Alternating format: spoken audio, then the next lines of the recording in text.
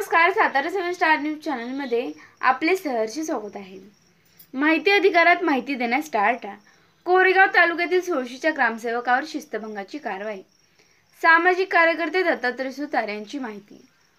कोरेगाव तालुक्याच्या उत्तर भागातील शेवटचे टोक असलेल्या सोळशी ग्रामपंचायतीशी निगडीत विविध विषयांची माहिती अधिकारात अर्ज करून माहिती मागून देखील वेळेत आणि विहित नमुन्यात माहिती दिली नाही।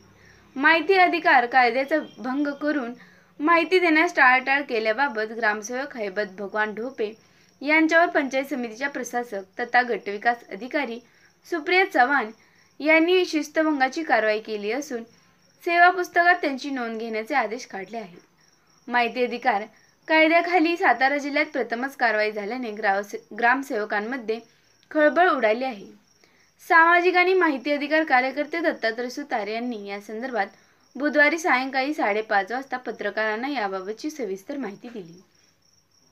त्यांनी सांगितले की सोळशी येथील श्री शनेश्वर देवस्थान ट्रस्ट हे अनधिकृत असल्याबाबत पडताळणी केल्याबाबतची कागदपत्रे, ग्रामपंचायतीचा ठराव, ज्या अधिकाराखाली ठराव केला त्याबाबतची माहिती, तसेच ग्रामपंचायतीची शनेश्वर देवस्थानावर असलेला व मालकीबाबतची कागदपत्रे दिनांक 4 मार्च 2024 रोजी माहिती अधिकार कायद्याखाली ग्रामपंचायतीकडे अर्जाद्वारे केली होती।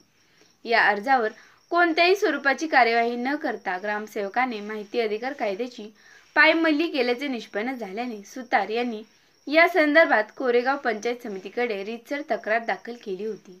या तक्रारीच्या अनुषंगाने झालेल्या चौकशीमध्ये ग्रामसेवक हैबत ढोपे हे दोषी आढळून आल्याने त्यांच्यावर दिनांक 27 ऑगस्ट 2024 रोजी एका आदेशान्वये प्रशासक तथा गटविकास अधिकारी सुप्रिया चव्हाण यांनी शिस्तभंगाची कारवाई केली असून सेवा पुस्तकात त्याची नोंद घेण्याचे आदेश काढले आहेत। हे करू नये याची दक्षता न घेतल्यास मी यापुढे कुठल्याही स्तरावर जाऊन आंदोलन करू शकतो किंवा गनिमी काव्यानं त्यांच्यावर लक्ष ठेवून कारवाई करण्याचं भाग पाडले।